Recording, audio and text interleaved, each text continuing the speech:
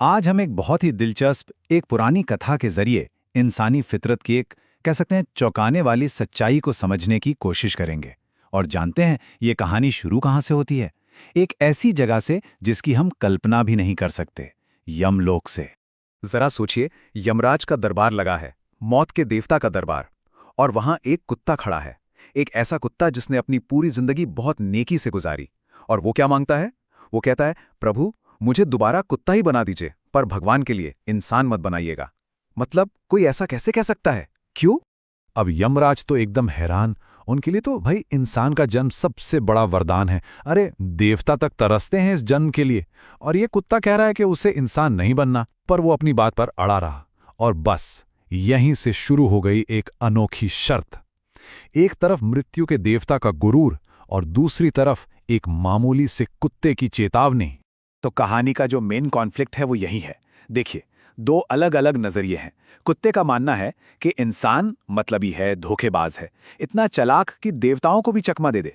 वहीं दूसरी तरफ है यमराज। उनका कहना है, अरे कैसी बातें कर रहे हो, मौत के बाद तो हर इंसान मेरे कानून के नीचे है, सब के सब मेरे सामने कांपते हैं। कुत्ता अपनी बात को साबित करने के लिए एक एक करके इल्जाम लगाता है। वो कहता है कि इंसान अपने फायदे के लिए भगवान से भी झूठे वादे कर लेता है, आगे बढ़ने के लिए दूसरों को कुचल देता है, जानवरों को तो अपना गुलाम ही समझता है, और लालच, अरे लालच की तो कोई हद ही नहीं है।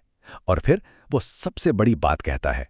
वो दावा करता है कि एक जिंदा जागता इंसान अपनी चालाकी से खुद यमराज को उन्हीं के दरबार में मूर्ख बना सकता है।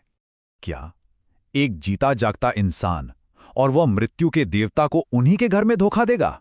बस ये सुनते ही यमराज के अहंकार को बड़ी गहरी चोट लगी। उन्हें लगा कि ये मामूली सा कुत्ता उनकी बेइज्जती कर रहा है। तो उन्होंने फैसला किया, ठीक है, देख ही लेते हैं, इस दावे को परखा जाए। और बस शर्त लग गई। यमराज ने फौरन अपने दूतों को हुक्म दिया, जाओ और इस कुत्ते के मालिक वो जो व्यापारी है उसे जिंदा यहीं यमलोक लेकर आओ। यमराज को पूरा यकीन था कि वो कुत्ते को झूठा साबित कर देंगे, और अगर कुत्ता हार गया तो सजा होगी सालों तक नरक की यातना। तो अब सीन में आता है वो व्यापारी। अब ये बड़ा मजेदार किरदार है। एक तरफ तो वो भगवान विष्णु का बहुत बड़ा भक्त था, लेकिन दूसरी तरफ दिमाग से उतना ही शातिर, उतना ही चालाक। और यही भक्ति और चालाकी का जो कॉम्बिनेशन था ना, वो उसे एक ऐसा हथियार देने वाला था जिसके बारे में किसी ने सोचा भी नहीं था। हुआ यह था कि कई साल पहले व्यापारी की भक्ति से खुश होकर भगवान विष्णु खुद उससे मिलने आए थे। अब देखिए दिमाग, व्यापारी ने सोना चांदी धन दौलत कुछ नहीं मांगा। उसने मांगा एक खाली कागज पर भगवान विष्णु का ऑटोग्राफ, सिग्नेचर। बहाना ये बनाया कि दुनिया को दिखाऊंगा, देखो भगवान है। अब सालों बाद जब यमदूत उसे जिंदा यमलोक ले जा रहे थे तो रास्ते में उसे पूरी शर्त के बारे में पता चला, और तभी उसके दिमाग की बत्ती जली। उसे वो दिव्य ऑटोग्राफ याद आया। उसने फौरन जेब से वो कागज निकाला और चुपके से उस पर कुछ लिख लिया। जैसे ही व्यापारी यमलोक पहुंचा, उसने वो कागज सीधे यमराज के हाथ में थमा दिया। उस पर सिर्फ एक लाइन लिखी थी, इस चिट्ठी को जो लेकर आया है उसे यमलोक का राजा बना दिया जाए। और उस लाइन के ठीक नीचे थे खुद भगवान विष्णु के हस्ताक्षर। अब भगवान विष्णु का सिग्नेचर। यमराज ने जैसी वो देखा, उन्हें लगा ये तो ऊपर से ऑर्डर आया है। उन्होंने एक पल भी नहीं सोचा, फौरन अपना सिंहासन खाली किया और व्यापारी को उस पर बिठा दिया।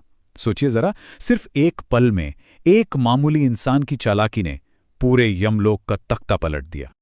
और अब यमलोक का नया राजा यानी वो व्यापारी एक के बाद एक ऐसे ऐसे हुक्म सुनाने लगा कि सब देखते रह गए।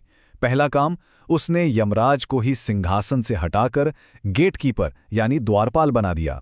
फिर नरक में जितनी भी आत्माएं थीं सबको आजाद करके स्वर्ग भेज दिया।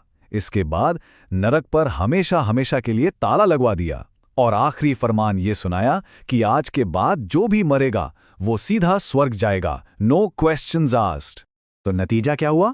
बिल्कुल वही जो होना था। नरक में सन्नाटा और स्वर्ग में पैर रखने की जगह नहीं। पाप और पुण्य का, अच्छे और बुरे का सारा हिसाब किताब ही खत्म हो गया। स्वर्ग का पूरा इंफ्रास्ट्रक्चर, पूरा सिस्टम ही बैठ गया।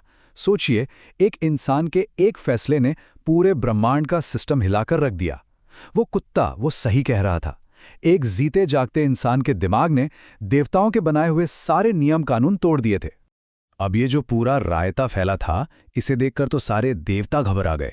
सब भागे भागे मदद के लिए भगवान विष्णु के पास वैकुंठ पहुंचे।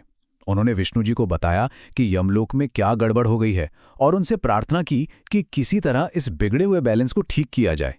भगवान विष्णु फौरन यमपुरी पहुंचे और वहां क्या देखते हैं कि खुद यमराज गेट पर पहरा दे रहे हैं। तब उन्होंने यमराज को समझाया, देखो यही है एक जिंदा इंसान के दिमाग की ताकत। अगर किसी जीते जागते इंसान को यमलोक लाओगे तो ऐसा ही होगा। इसीलिए तो मैंने नियम बनाया था कि आत्मा यहां सिर्फ और सिर्फ मृत्यु के बाद ही आएंगी। उधर व्यापारी ने जैसे ही खुद भगवान विष्णु को सामने देखा, वो 1 सेकंड में सिंहासन से नीचे उतर आया और उनके पैरों में गिरकर माफी मांगने लगा। उसने अपनी सफाई में कहा कि ये सब उसने सिर्फ 2 वजहों से किया। एक तो अपने प्यारे कुत्ते को नरक से बचाने के लिए, और दूसरा ये साबित करने के लिए कि इंसान की बुद्धि में कितनी ताकत होती है। भगवान विष्णु ने व्यापारी को माफ कर दिया और उसे वापस धरती पर भेज दिया। यमराज को उनका सिंहासन वापस मिल गया, वो सारे अजीबोगरीब कानून रद्द कर दिए गए और ब्रह्मांड का बिगड़ा हुआ सिस्टम फिर से पटरी पर आ गया। और आखिर में वो कुत्ता यमराज से कहता है, देखा धर्मराज, यही है एक जिंदा इंसान की चालाकी। जब इंसान अपने स्वार्थ पर आता है ना, तो वो अंधा हो जाता है। वो भूल जाता है कि क्या धर्म है, क्या परिवार है, क्या सही है, वो सब कुछ भूल जाता है। उस कुत्ते ने अपनी बात शायद सबसे अनोखे और नाटकीय तरीके से साबित कर दी थी। तो ये कहानी हमें एक बहुत गहरे सवाल पर लाके छोड़ देती है। देखिए, उस व्यापारी ने अपनी भक्ति से भगवान का आशीर्वाद भी पाया और अपनी चालाकी से पूरी कायनात का सिस्टम भी हिला दिया। तो सवाल ये है कि इंसान की सबसे बड़ी ताकत आखिर है क्या? वो भक्ति जो उसे भगवान से जोड़ती है, या वो चालाकी जो उसे भगवान के बनाए नियमों को भी झुकाने की शक्ति देती है? सोचिएगा जरूर।